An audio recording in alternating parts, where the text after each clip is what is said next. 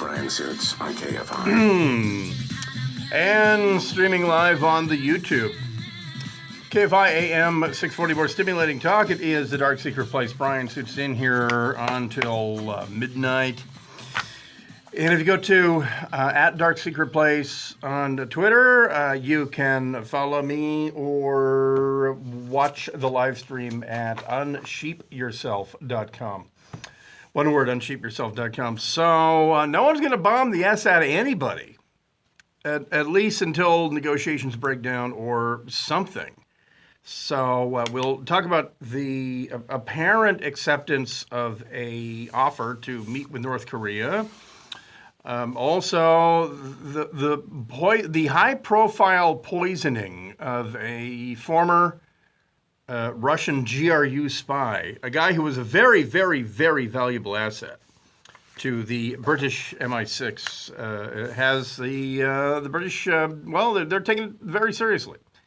And of course, the Russians are denying everything, which is how you know they did it, by the way. So, and a tragic day in Yountville, California, a California veterans home. We'll talk about that next hour.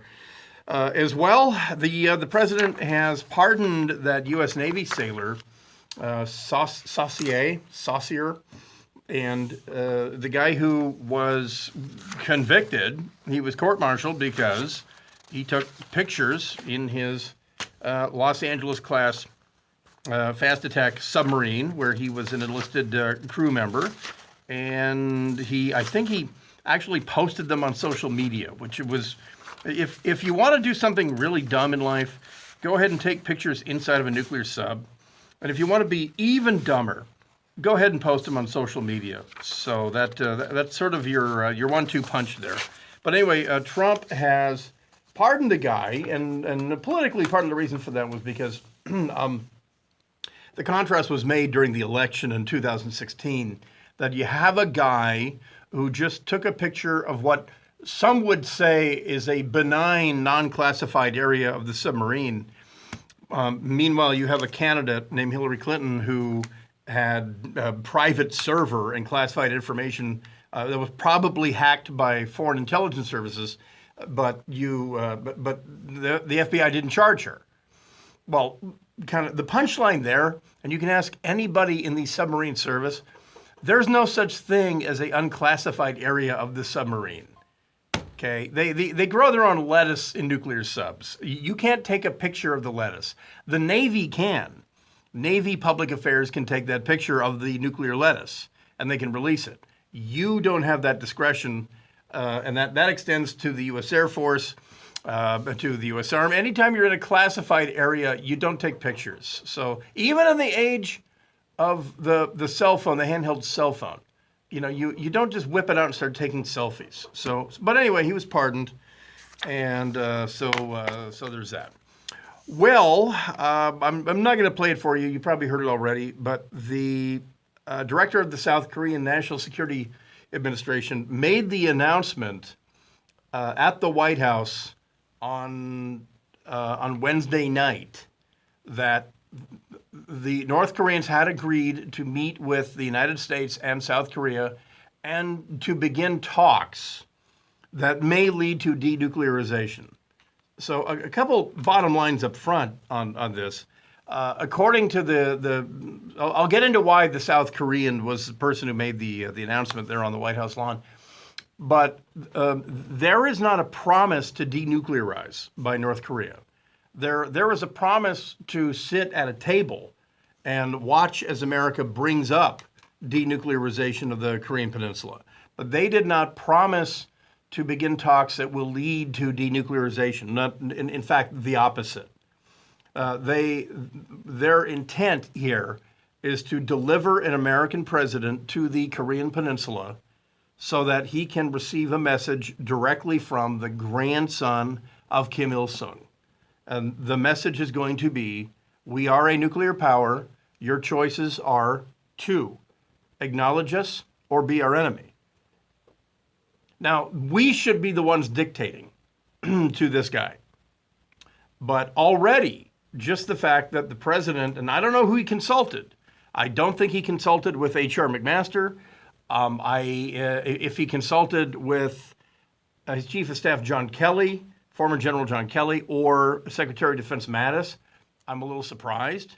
But the president indicated by sticking his head into the press room at the White House and shooting a thumbs up, even before the announcement was made, he indicated that he was going to agree. He was going to accept this invitation to meet sometime before the end of May. So what does that mean, and what are the implications, and does this put us further away or closer to war with North Korea? Does it actually represent a pause in development? Because remember, the North Koreans, where are they right now in their nuclear program? I'll give you the progress report because there might be something in that we can learn from this in a minute. The reason that the South Korean director of their National Security Administration gave the announcement is because, like I've been saying for the past 3 weeks, during the Winter Olympics, the South Koreans sent a delegation to Pyongyang clandestinely with our blessing to go and begin preliminary talks with North Korea in regards to what would it take to do public talks. The result of that was last week, on Monday, there were public talks between who they call the Big Five, the top 5 security officials in South Korea. They went to Pyongyang and left their deputies in charge back in Seoul, and they had apparently frank, direct talks with North Korean officials from Kim Jong-un and his sister on down, and the result of that was this offer. And so for the United States, we knew those talks were happening. They had our blessing. We weren't present because we're not going to meet one-on-one with the North Koreans, not without South Korea in the room. Because our position to the North Koreans is there's no daylight between us and them. You might think that you're creating a wedge by sending your women's hockey team, but we have news for you. We are one. So to reinforce that point, that's why the South Korean director of their National Security Administration flew to Washington, D.C. to bring a direct message from Kim Jong-un to President Trump. And then in return, we had him make the announcement just so that there was no question. That's the reason Sarah Huckabee Sanders didn't walk out there in front of those mics. The South Korean director of their NSA is the one who made that announcement so that there's no doubt whatsoever that we are one team on this. That's the reason that happened. And if you've ever been to South Korea, then you know all about stature. Back right after this, where are the North Koreans? Are they trying to buy time for research, or do they really, really want to talk about this? We'll be back. It's the Dark Secret Place. Brian Suits in here live until midnight. KFI AM 640. More stimulating talk. Michael Chapay with the news. Cops in Tustin say a man has been killed when the car he was driving hit a tree in a center median on Jamboree Road. Yes, South Korea is part of it. Japan is not. That's the entire point. I actually heard a radio host talking to a network reporter a few days ago, and the question that he wanted to ask is, blah blah blah. What does this mean for the North Korean regime? He called it the Un regime, as if Kim Jong-un's last name is Un. He actually said the Un regime. And I stared at my radio like a pig looking at a wristwatch. It blew me away. He said the Un regime. What does this mean for the Un regime? And they are also saying the Asian Peninsula. So Korea is a peninsula in Asia, but it's not the Asian Peninsula. All right, we'll play Downtown by Petula Clark. Who again, remember, trivia question, Petula Clark is what Los Angeles morning show personality's aunt. Part of a radio team that had been on the air for 25 years. The funny part of the team, his aunt is Petula Clark. Anyone? Bean Baxter. You're correct, Mr. Woodhoarder. Jean Bean Baxter. His mother is English, and her sister is Petula Clark.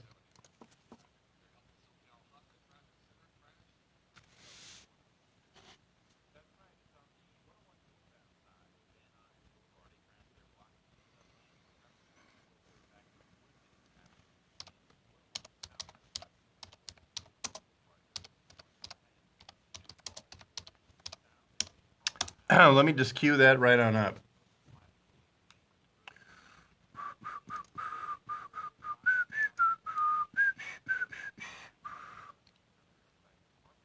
Is it raining where everyone else is? Place with Brian Suits on KFI. And streaming live on the YouTube. KFI AM 640, more stimulating talk. It is the Dark Secret Place. Brian Suits in here until midnight. And if you go to at Dark Secret Place on Twitter, you can follow me or watch the live stream at unsheepyourself.com. One word, unsheepyourself.com. So no one's going to bomb the S out of anybody, at least until negotiations break down or something. So we'll talk about the apparent acceptance of a offer to meet with North Korea. Also, the high-profile poisoning of a former Russian GRU spy, a guy who was a very, very, very valuable asset to the British MI6, has the British, they're taking it very seriously. And of course, the Russians are denying everything, which is how you know they did it, by the way. So, and a tragic day in Yountville, California, a California veterans home. We'll talk about that next hour.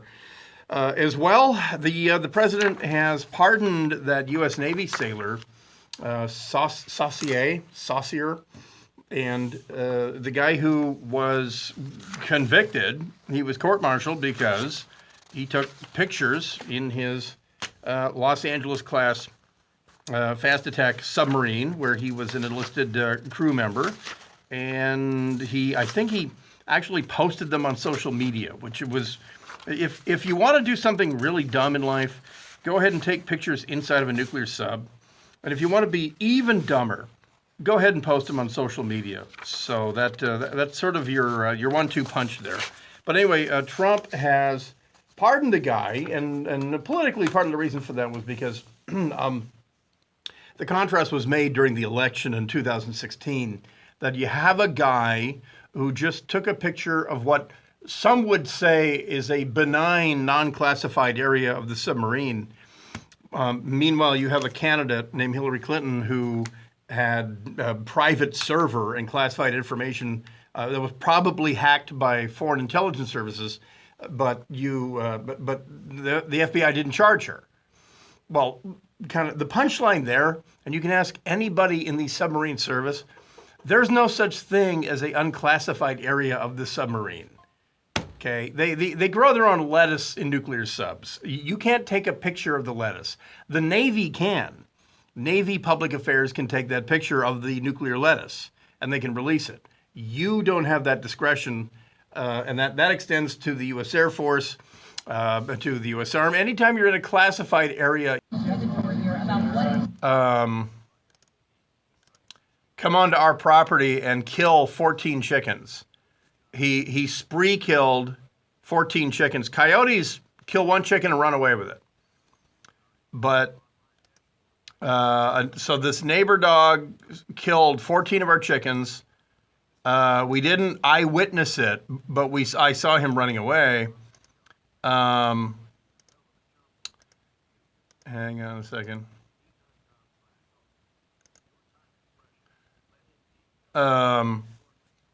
But our youngest border collie, Lucy, she's 12 years old, and her job is those chickens. I mean, if you have border collies, you know exactly what I'm talking about. Border collies are single-minded and they're dedicated to their job. So we came out of the house and it looked like Jonestown. You know, there were 14 dead chickens lying around. And Lucy stopped eating that day. She refused food that night. And 2 days later, we took her to the vet. He took her blood. Her blood was fine. No cancer, no elevated white blood cells, nothing. There was nothing wrong with her blood. In fact, she had the blood of a 5-year-old dog. So she stopped eating. And we couldn't, we were putting peanut butter in her mouth and all that, but she was vomiting. She would eat grass, but she just had liquid diarrhea. And she just gave up. It was terrible. It took about 10 days, but the last 2 days she was sort of out of it mentally. She would get up and walk around and wander. But there was nothing we could do. The vet said, if you want to check her into a veterinarian for the rest of her life, we can force feed her and put a tube down her throat, if you want. But he said, when something like this happens, they don't forget it.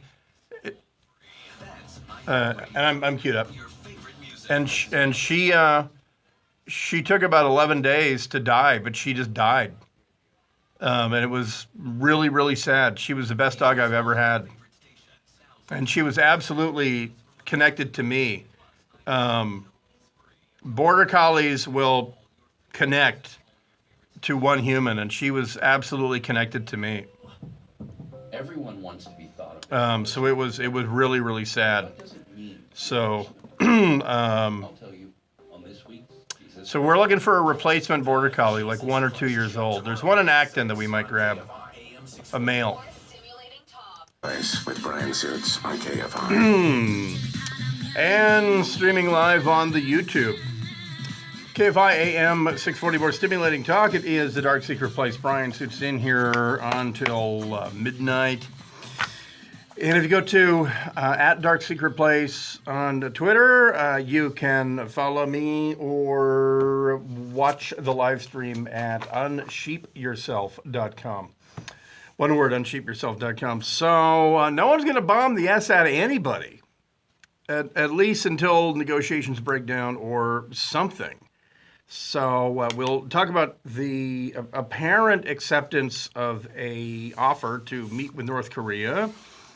Also, the high-profile poisoning of a former Russian GRU spy, a guy who was a very, very, very valuable asset to the British MI6, has the British, they're taking it very seriously.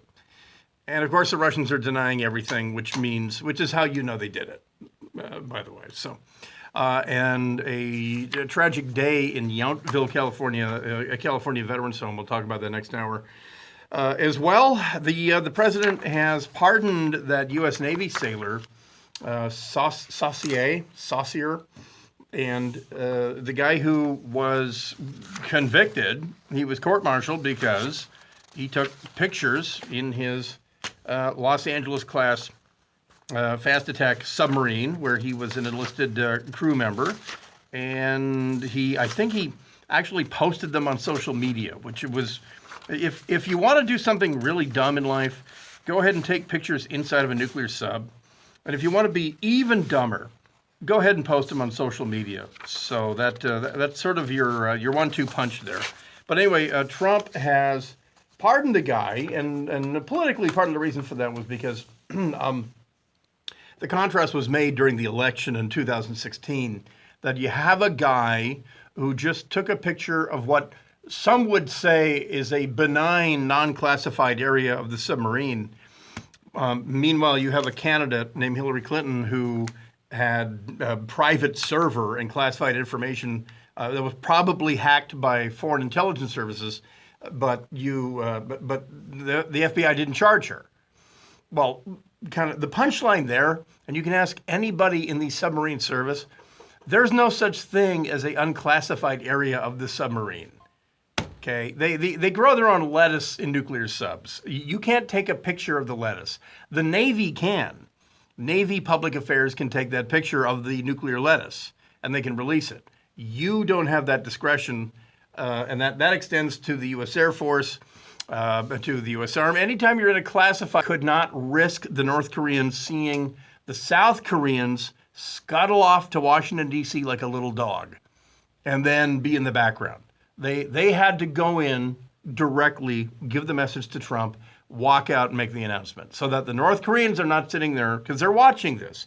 We in the United States, I've been flabbergasted why the networks don't have anybody who can spell this out for them, because they were saying, well, we're still a bit mystified why the South Koreans made this announcement.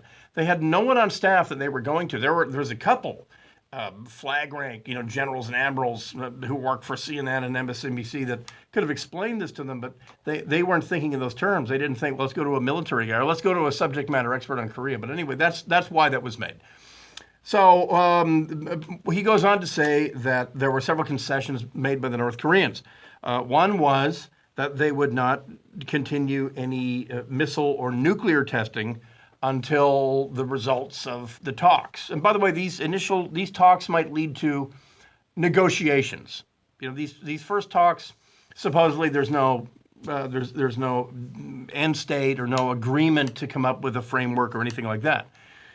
And so where are the North Koreans on their program? Well, here's where they are. They're at a bit of a hurdle because right now they have nuclear weapons, but they can't get them anywhere unless it's on a donkey. They have intercontinental ballistic missiles, but they have yet to mount their H-bomb on one of those missiles and absolutely positively test it. They have not. So the research and development hurdle that they're at, it's thought, is in the reentry technology. That, okay, who cares if you launch it up into space and it's ballistically coming down towards San Pedro? If it cannot re-enter the Earth's atmosphere, it's just going to burn up. And then all you've done then is poison the stratosphere. So that is what is fueling some people's assessment that this is nothing more than the North Koreans getting a timeout and making us think that Lucy is putting the football down and that Charlie Brown is going to kick a field goal. We'll be back right after this. More on this and what is behind of why North Korea would make this concession of talking about something that they have stated they will never give up. And is anyone really who's serious actually buying this? We'll be back right after this. Dark Secret Place. Brian Suits in here until midnight. KFI AM 640. More stimulating talk. Michael Chappé with the news.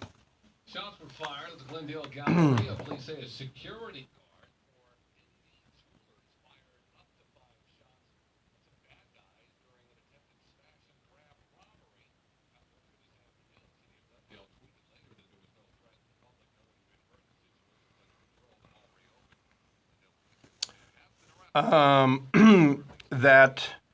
The North Korean statement, that's disinformation, saying that when Kim Jong-il died, he made a wish that he wanted to denuclearize or whatever. There was apparently there was going to be a smash and grab robbery at the Glendale Galleria, and the security guard broke it up. They had an armed security guard, and he broke it up, I guess.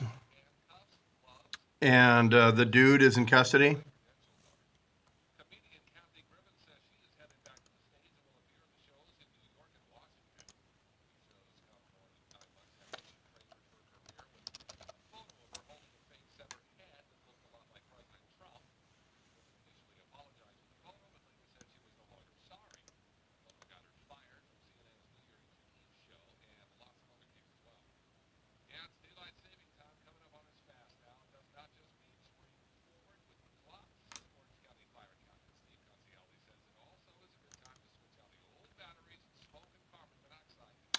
When do we spring forward? Yes, I'm going to talk about Sergei Skripal next hour, for the first half hour at least.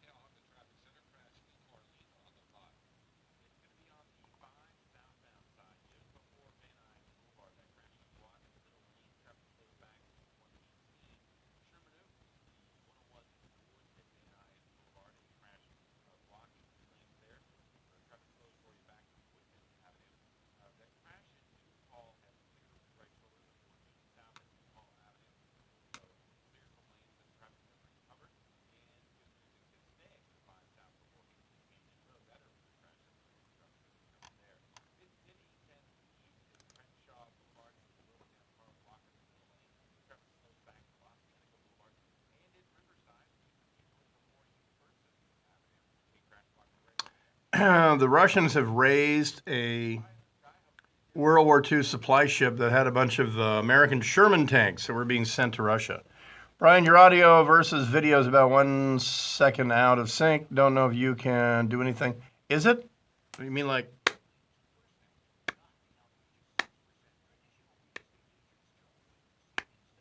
I don't know.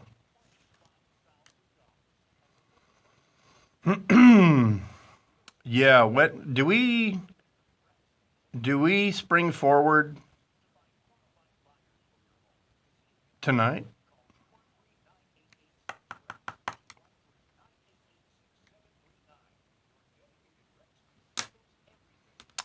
I'm not going to let perfect be the enemy of good enough.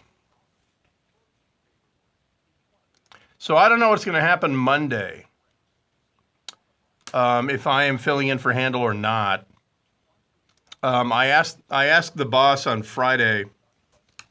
I was here and I said, "Hey, what's your decision point on Monday?" And her answer actually was, "Well, let's hope Bill is back." And I went, "Okay, let's hope he rides a unicorn right back to the studio. But if he's not back, when are you going to know?" And I'm kind of a dick when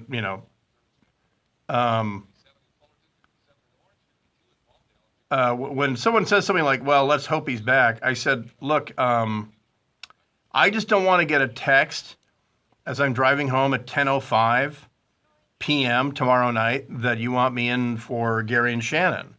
And I said, "Can you make the call by noon on Sunday?"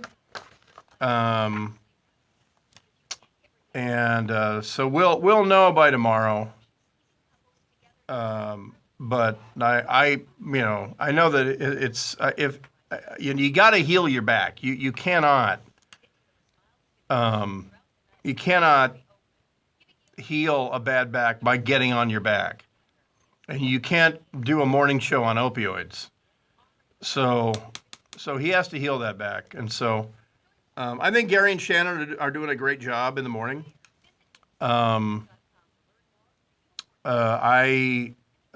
love listening to them, and then I love that 10 to 2. I love filling in for them. That 10 a.m. to 2 p.m. is a really good sweet spot because you get news happening, and you can you can get a good first take. So I love that 10 a to 2 p slot. So anyway, either way, we have it covered. Luckily, we have a pretty deep bench here at KFI. As long as I stay here, there's somebody that wants me away from here. I would, no matter what I do, I would stay. Dark Secret Place would stay on KFI. Just like when I went back to Seattle and I was doing the morning show on KVI there. I still did Dark Secret Place. So no matter what, I'm unless I'm working for a rival, like when I was with Cumulus at KBC, no matter what, I would, in my contract, it would always have carved out. Oh, can you get the bumper? My bad, sorry.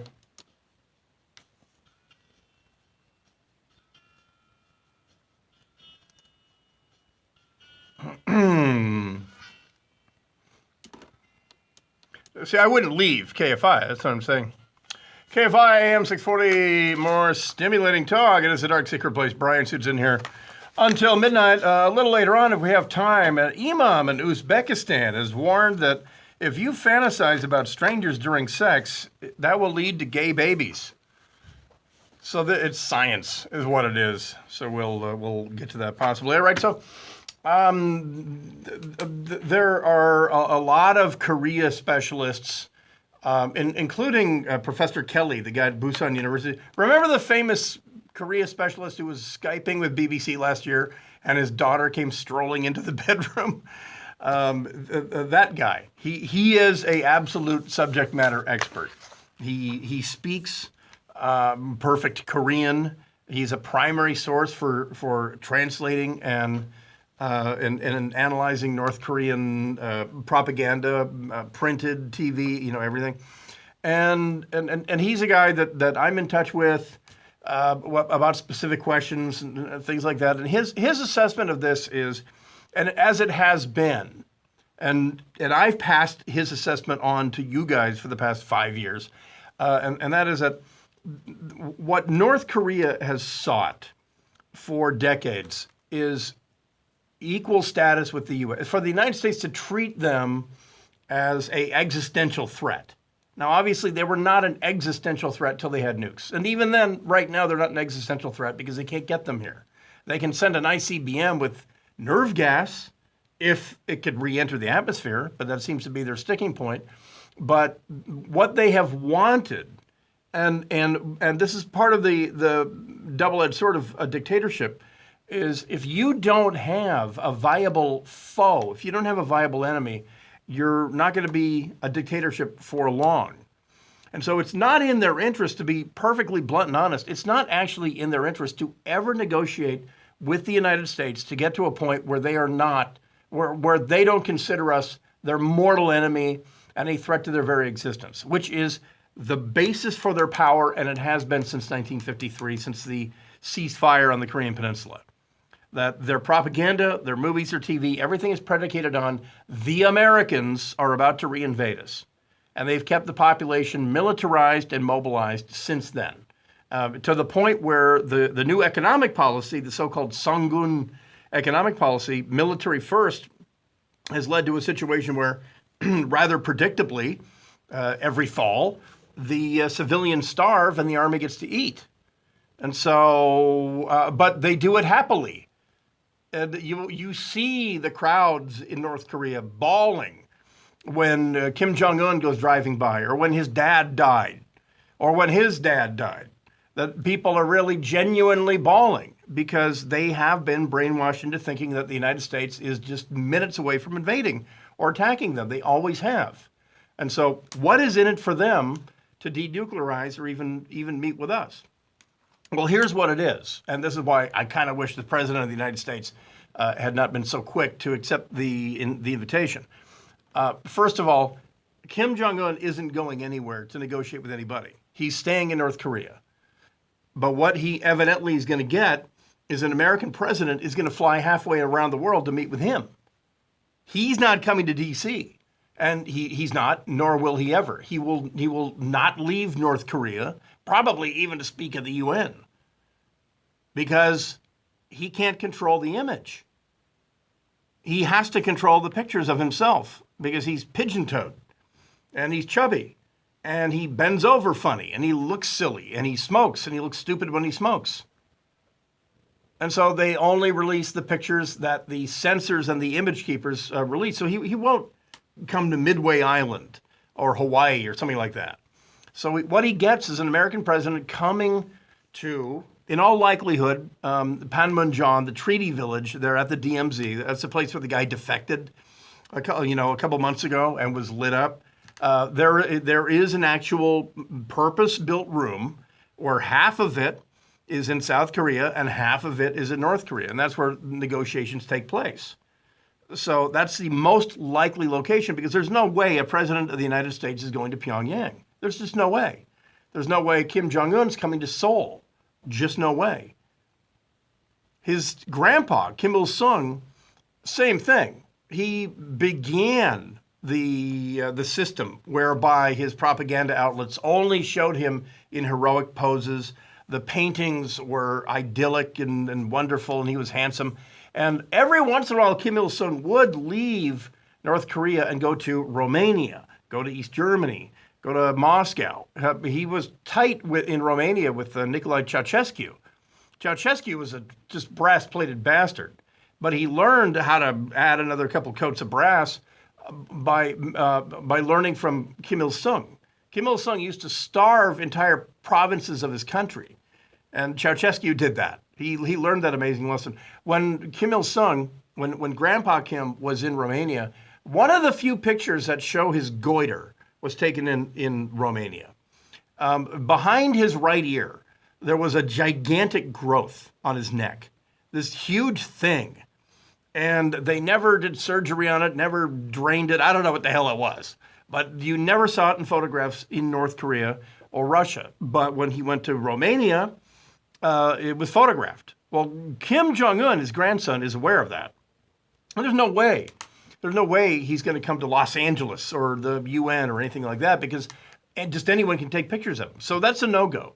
So the likelihood is, well, an American president was going to travel to South Korea and meet Kim at Panmunjom. Well, this is what is sort of behind what's behind, is that this has been a stated goal of North Korea for decades. This is not a secret goal of theirs. It's been a stated goal to be taken seriously one-on-one by the United States for decades. The U.S. is telling the North Koreans, we are not in a room alone with you. We are there with South Korea at the same table, and there's no daylight between us. We're not meeting with you one-on-one. You're not getting that. So at least we're sticking to that.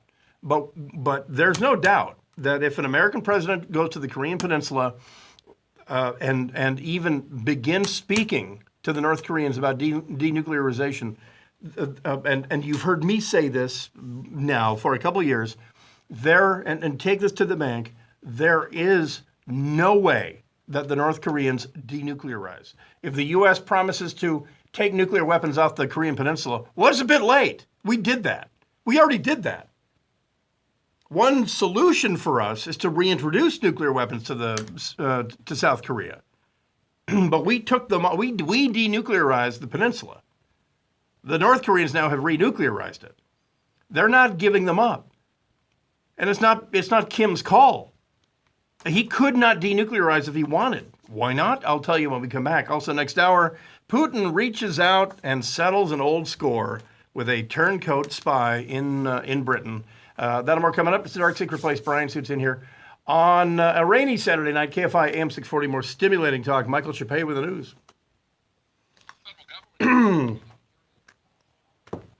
Richard Sherman, a 49er.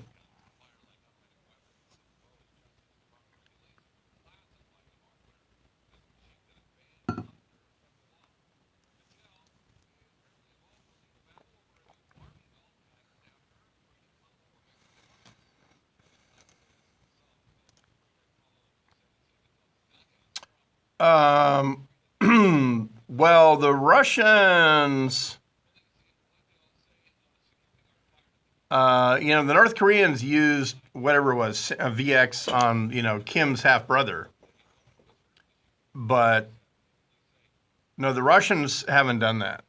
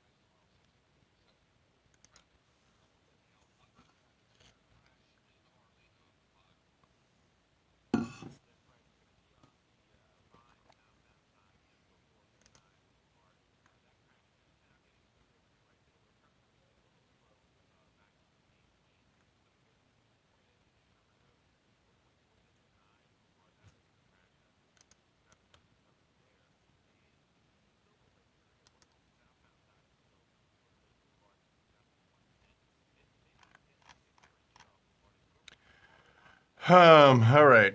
Did I miss a question?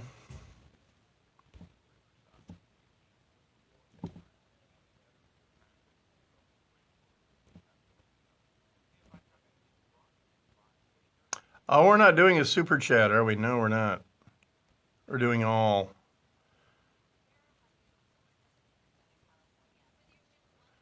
Yeah, Richard Sherman might have, 1 or 2 years in him, but this is also the Belichick strategy. Is you sign a guy who knows, the Jets' offense and defense because you're going to play him twice. Well, why doesn't Mo like me? What are you talking about? Are you talking to me? I like Mo. Mo likes me.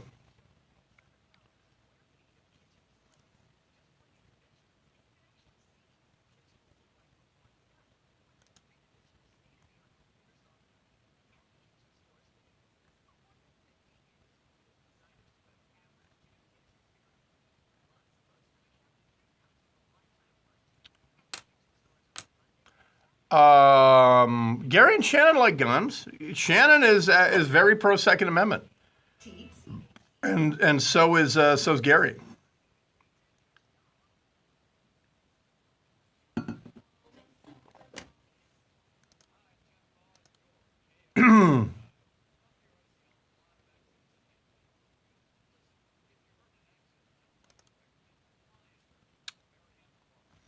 Yeah, they're both.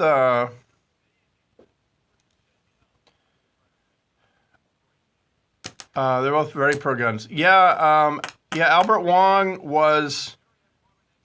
I want to say he was 1st Brigade, 25th Infantry, between Fort Lewis and Schofield Barracks. He did most of his time at Fort Lewis.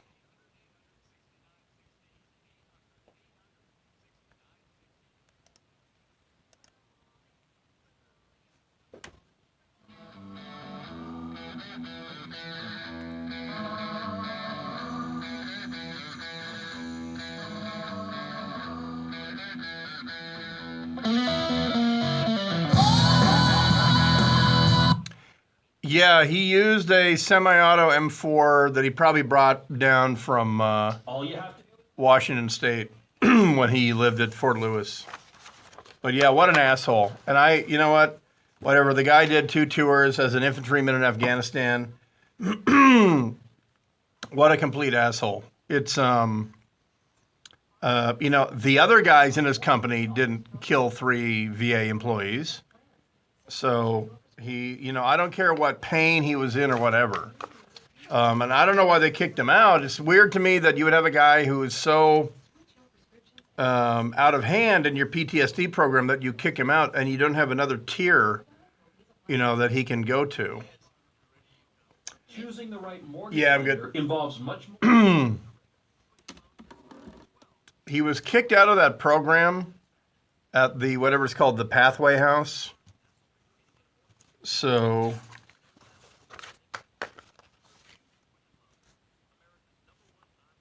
China actually did successfully invade Vietnam in 1979, just that they lost 30,000 guys doing it. It was a punitive invasion in 1979, but they wound up getting the punishment. iHeartRadio app. Literally thousands of them, like NPR's full lineup of podcasts, including the TED Radio Hour, plus Bill Simmons, How Stuff Works, the New York Times, comedian Mark Maron, Barstool Sports, and more. All available for free. Now your favorite radio app can be your favorite podcast app. Download the radio app and tap podcasts to start exploring. More stimulating talk right now. KFI, an iHeartRadio station.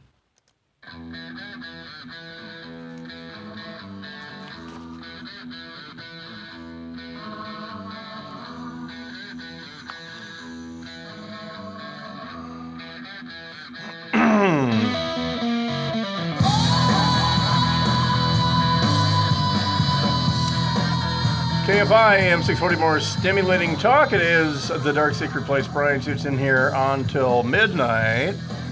We're sifting through North Korea's invitation to Donald Trump, which he accepted. Does that blow you away or what? This group, these dudes are 17. It's three brothers from Michigan and a drummer. They're called Greta Van Fleet. It was a name of a woman in their neighborhood. Do you think they've heard Zeppelin a time or two? And they're phenomenal. They're great. It's all original. I'd love to hear them cover Zeppelin. And any radio station that's not playing them is just not doing their job here in L.A. K-Rock. But they're terrific. But here I am on AM talk radio using them as a bumper, and so there's that. Yeah. That's why people turn to Dark Secret Place for breaking new rock. And that's, by the way, that's rock. That's not alternative. That's not new wave, new nothing. That's rock. Yeah, no, I was blown away when I first heard this song a couple weeks ago. And the rest of the album, by the way, Greta Van Fleet. Terrific. So the deal is that the South Koreans, what do they stand to get out of this? Obviously, it would be stature. And, the North Koreans. The South Koreans, what they're hoping to get, because you're saying, well, wait a minute. If Trump's being played, then shouldn't the South Koreans be warning us? Don't do it. Don't do it. There's nothing in it for you. They're not really going to give up their nukes. For the South Koreans, their goal in this is to be at the table next to us, so that we are forcing North Korea to deal with South Korea directly, which we've been doing now for the last couple months.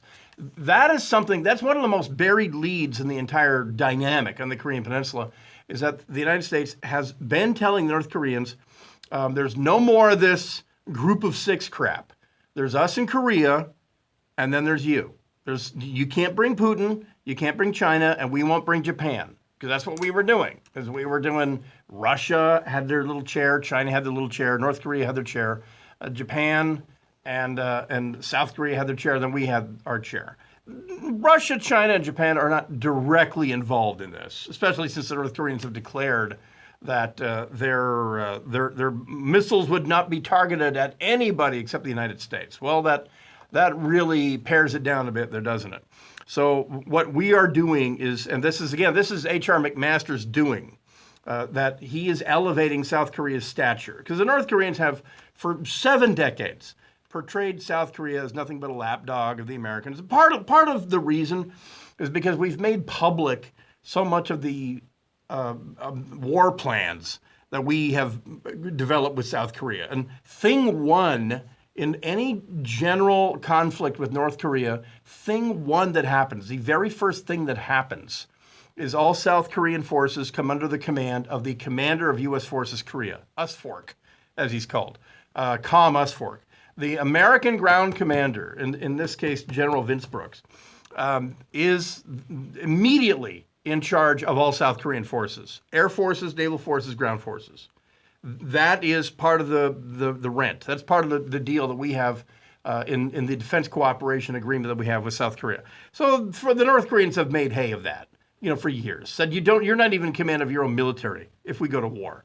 And that's also the North Koreans have portrayed that as, see, that's how you know the Americans are about to invade us, because they're going to bring their running dog, their lackeys, the South Koreans. So that's what South Korea gets out of being at the table with us, is that we forced North Korea to deal with them directly, which they are loath to do. They were for a long time. But now, because of the whole détente Olympic thing, and now the Paralympics are happening, the tension between South and North Korea seems to have been lowered. But the reason is because North Korea was jobbing them. They were using them to try to drive a wedge between the United States and South Korea.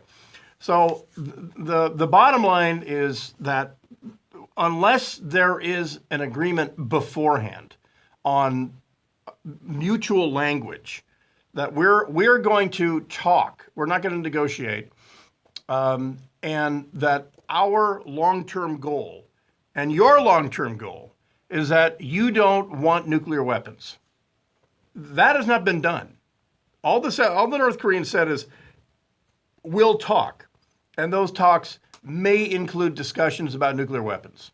But if anyone is telling President Trump anything other than this, the Norks are not giving up their nukes. They're doing him a disservice. So, in a way, that's the advantage that we have at this point, is that we know up front, at least the American negotiating team, which would not be President Trump, know up front they're not giving up their nukes. So now we have to manage this. We have to do damage control. The North is evidently satisfied to continue starving their people so they can possess nuclear weapons. So as long as your foe is prepared to do that, what leverage do you have on them? Well, the sanctions are working. North Korea's gone broke. They can't afford to do this anymore.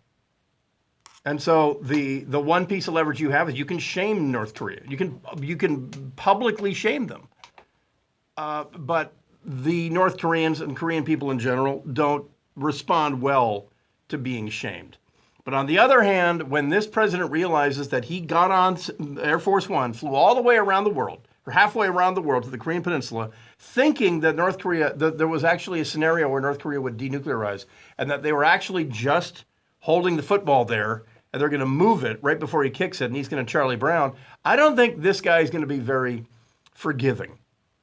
So anyway, it's supposed to happen before May or before the end of May, one of those two. Either way, within 45 days. Well, they want to negotiate with Kim Jong-un and Trump directly. Kim is not leaving North Korea. So that we know. And there is a purpose-built facility there at Panmunjom for just such things. So that's the most likely thing. It's in the very middle of it. It's where that guy defected a couple months ago and got lit up. That way, we can guarantee our president's security. They can guarantee Kim's security, the whole thing. And that it might be deemed too risky, but there's just no way Kim leaves North Korea. There's just no way. We'll be back right after this. A poisoning of a former Russian spy has the British, pretty freaked out. We'll talk about it when we come back. It is hour number 2 of The Dark Secret Place. Brian Suits in here until midnight. KFI AM 640, more stimulating talk. People think Southern California is Rodeo Drive and the Hollywood sign. We know it's making ends meet, saving a down payment, and worrying about your kids. KFI, the sound of real Southern California. KFI. And KOST HD2, Los Angeles, Orange County, an iHeart radio station. 24-hour news. More stimulating talk. In custody, I'm Michael Supay, live from the KFI 24-hour newsroom. A standoff that has left one officer. All right, where were we?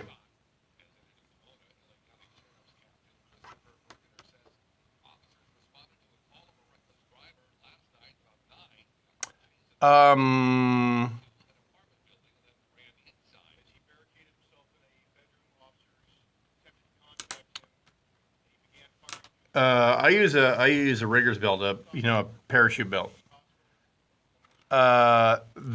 Trump apparently is not going to leave the San Diego area.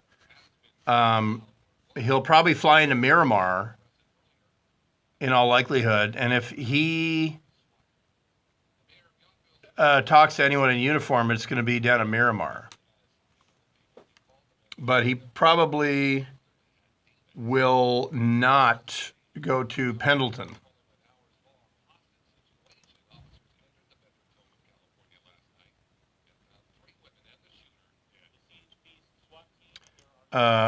Because that's what he normally does when he flies in. When presidents fly in, they'll wind up doing that. Like at Dayton, at Wright-Patterson Air Force Base, they will, address a bunch of blue suiters there or whatever.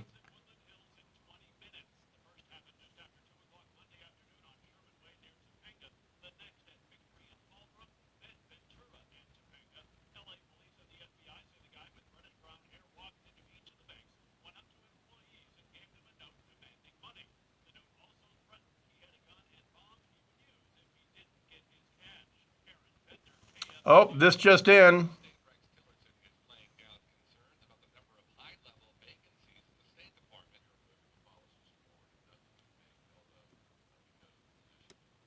Plan on Monday, 10 to 2. So I will be in for Gary and Shannon 10A to 2P.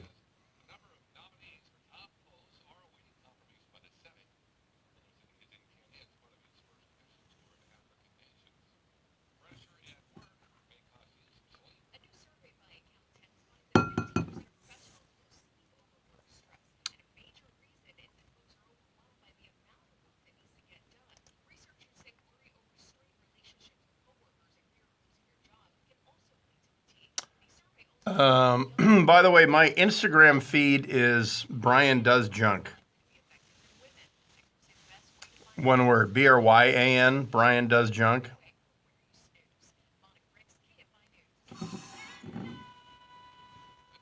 It's a California REI sticker.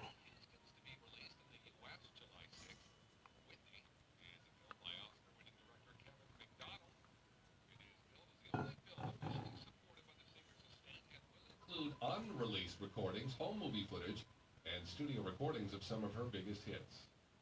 Traffic from your Help Us SoCal Honda Traffic Center. Problems in the Mid-City area on the 10. That's right. It's going to be on the 10 East at Crenshaw Boulevard. A broken down car blocking the middle lane. Traffic flows back to La Cienega Boulevard. In downtown LA, the 110 North is looking a little slow from Olympic Boulevard up to the 101. Silver Lake, 101 southbound side is slow from Silver Lake Boulevard down to the 110. Burbank, the 5 south from Western Avenue down to the 130. So, some road work there. 2 lanes shut down for Caltrans. Traffic's going to be slow back to Alameda Avenue and Agora. 101 how come you can't see it? Hills Road, a crash blocking the left lane. Traffic slows back to Liberty Canyon Road. KFI in the sky helps get you there faster. I'm David Penson. That's me in 4th grade. Why won't a plumber just tell me what it costs to unclog my drain over the phone? Is it that complicated? No, it's not. It makes no sense at all. They That's obviously have that's at Inahaina Middle School. I mean Inahaina Elementary School diamond, the smell in east of Honolulu. You tell me how much to unstop my drain, $99. but you haven't seen it. Doesn't matter if it's a kitchen sink or a mainline sewer stoppage. The Smell Good plumbers at Mike Diamond will unclog almost any drain for $99. Almost. Yeah, Yep. but you can read all about them on our website before you call. Just go to thesmellgoodplumber.com. Wow, you're like up front. I haven't filled in for Buck Sexton in a while now. In like 2 months.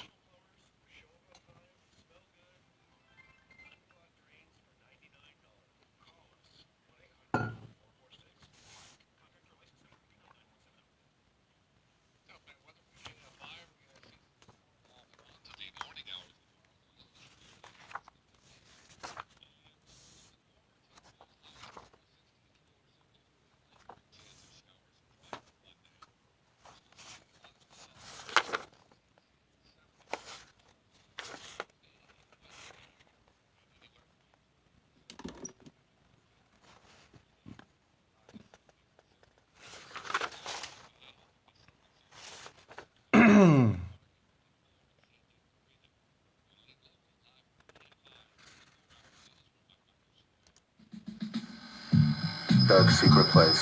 This radioactivity is coming from Brian Suits on KFI. I would bomb the shit out of them. Dark secret place with Brian Suits on KFI. KFI AM 640, more stimulating talk. It is a dark secret place. Brian Suits in here until midnight. Well, so we have a guy in critical condition on life support, also his daughter. And then mysteriously, his own son died about a year ago. The backstory is the interesting part. This is a Russian man, Sergei Skripal, who lives in Britain because he was the result of a spy swap. You see, he was an MI6 source for years. And as it turns out, not just any source, he was an extremely productive agent for MI6 in his position. So let me just start with some acronyms. Let's go back to right before the Soviet Union collapsed. Russia did and still has 2 primary intelligence agencies. The one that most Americans are familiar with is the KGB. But the KGB, the Committee for State Security, was more concerned with internal security, suppression of dissidents, and enforcement of public image around the world. The KGB's primary focus was amongst its own people. The KGB had undercover agents in the Army, the Navy, the Air Force, and the Communist Party. The Communist Party had political officers in the Army and the Navy and the Air Force. You saw that in Hunt for Red October. There's the political officer who, by the way, trivia question, or answer, I guess, his name was Putin. And he makes that statement when Sean Connery says, how many agents of the KGB are on my submarine? And the guy says, I would be the last to know. And that's very accurate. He was there for the Communist Party. But the KGB had people on that boat, right? Because in real life they did that. Because that's the KGB's focus.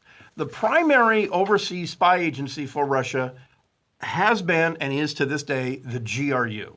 It is the Military Intelligence Directorate. There is a KGB foreign intelligence service called the SVR. But they're a division of today's FSB. The KGB turned into the FSB, the Federal Security Bureau, which is more accurate of what they do. They do internal security. The KGB has uniformed troops. They have the KGB has tanks, and during the Cold War and after. But the GRU are the guys who are running spies in Silicon Valley and in Southern California. It's the GRU are the guys stopped at the Overlook looking at Air Force Plant 42. When the B-21 starts its testing at Edwards Air Force Base, it will be the GRU that are hanging out in Mojave and California City and Tehachapi taking pictures. That's who does this stuff. Well, Sergei Skripal was a GRU agent in Spain. And it was post-Soviet Union. He needed money. He was identified by the Spanish intelligence service. MI6 recruited him, and it was pretty easy. So that's our backstory. Sunday, tomorrow will be 1 week. Sunday in Salisbury, where he has resettled, he and his daughter were found unresponsive on a park bench. The daughter was found, what's the word? They said unconscious and fitting, meaning she was having fits, like epileptic fits. A police officer who witnessed it rendered first aid. He also was apparently exposed to whatever it was that was afflicting them. They still haven't identified that yet, or if they have, they're not saying publicly what it is. But so the guy, according to the Times of Great Britain, he provided MI6. His code name was Forthwith. And as he served in the GRU, which is a uniformed service of the Russian Ministry of Defense, he provided them with literally a phone book, a telephone directory of Russian agents. As investigations continue into the poisoning of the 66-year-old Mr. Skripal and his daughter, this newspaper, The Times, has been able to build a picture of his recruitment and work as a double agent for MI6. He was spotted as a potential recruit by the Spanish intelligence service, but run by UK intelligence, and it was believed he would respond better to British handling. Stationed in Spain as a GRU officer, Mr. Skripal was approached around July of 1995 by an MI6 officer posing as a commercial Spanish business partner. Initially, Mr. Skripal had no idea or gave the impression he was unaware that the man was a representative of British intelligence. Then he was 44. He was first to reveal that he was an officer of the GRU, which the operative already knew, but he maintained his cover by suggesting this would be useful for commercial reasons. So it became clear the guy needed money. So when it became obvious what his motivation was, the British just came to town with cash. And this is something that always pisses the Russians off, because to get a phone directory of sleeper agents in Britain, France, and America, it only cost British intelligence a timeshare condo for the guy, not even his own ownership, but a timeshare, and a couple $1,000. And then he had gambling problems and money problems. He would sometimes use his wife. One time he needed $10,000. He was so important to British intelligence and us that they flew overnight down to Spain, got him $10,000. I mean, think of it, $10,000 is a bargain. So the guy was very valuable to MI6 and the CIA. He provided the names of agents who were both, in some cases, known and openly operating out of the Russian embassy in London or out of the Russian embassy in Paris. But he also provided the names of agents who were sleepers. Like, remember that spy ring 10 years ago or so? I think it was like 2004, 2005 that was rolled up. There was a couple in Seattle. There was someone in San Francisco. Then there was that beautiful woman who was a real estate blogger in Manhattan in the early 2000s, who now is a celebrity in Russia. But they were all rolled up and then sent back to Russia. So they had a bunch of those names. So fast forward, the guy was arrested by Russian authorities, put on trial. The British did a swap with the guy. They actually rolled up a bunch of Russian sleeper agents and called Moscow and said, all right, we'll trade you these guys because it turns out we know who they are. You give us Skripal and his whole family back. And the Russians said, okay, we give you Skripal and his whole family, but you give us the sleepers back. Normally that is how the deal is done. Okay, we did this all through the Cold War. You get your guy, you get Klaus Fuchs back. We get our guy, whatever, and then we forget it. It's water under the bridge, and we move on with the next thing. That's what normal is. But Putin is a different cat. Alexander Litvinenko was a former KGB and FSB guy. He was trying to make ends meet in London. He was fresh out of usefulness. Putin was not going to have any loose ends because Litvinenko was one of the people who knew that Putin's gay and a pedophile. And he was talking about that. So he signed his own death warrant, and he drank the polonium tea, and he was dead in 2 weeks. As of an hour ago, Skripal and his daughter are still alive. But what would be the point of Putin silencing this guy? And the Russian embassy in London is saying, "Hey, he didn't work for us anymore. Litvinenko didn't work for us anymore. Weird how those guys, when they're on your payroll, they die." They're not being silent. They're actually pushing back on that. All right, so what really happened? I'll tell you. Why would Putin want to tie up loose ends? Well, he has a very calculating reason. I'll tell you what that is when we come back. This is Dark Secret Place. Brian sits in here until midnight. KFI AM 640. More stimulating talk. Michael Chappé with the news.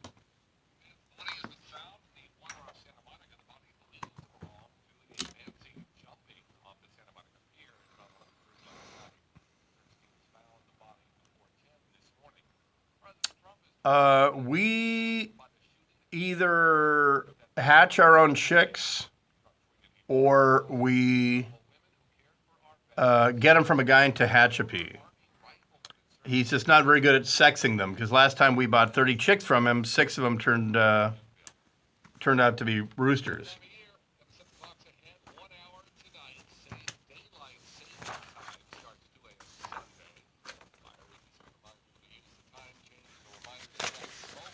I know, right? Help me sex these chicks.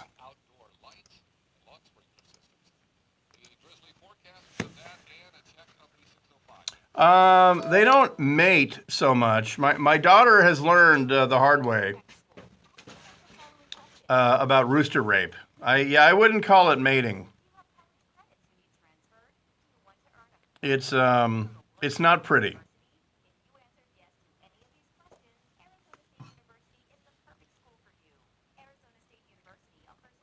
Yeah, hell yeah. 7 days in Entebbe looks great. There have been a couple attempts.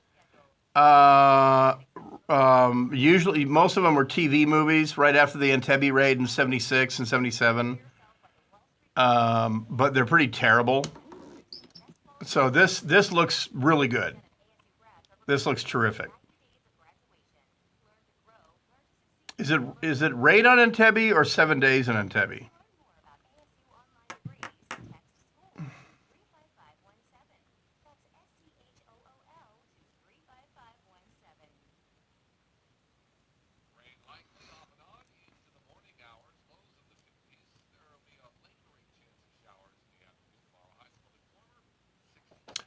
All right. I'm getting a battery warning.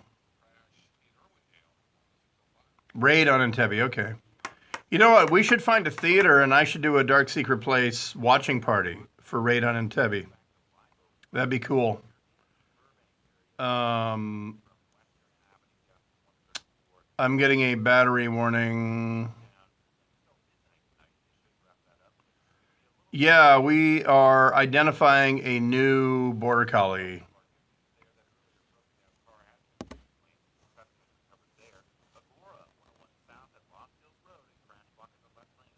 So my battery's dying. All right, I'll stream tomorrow night for Super Hyper Local Sunday.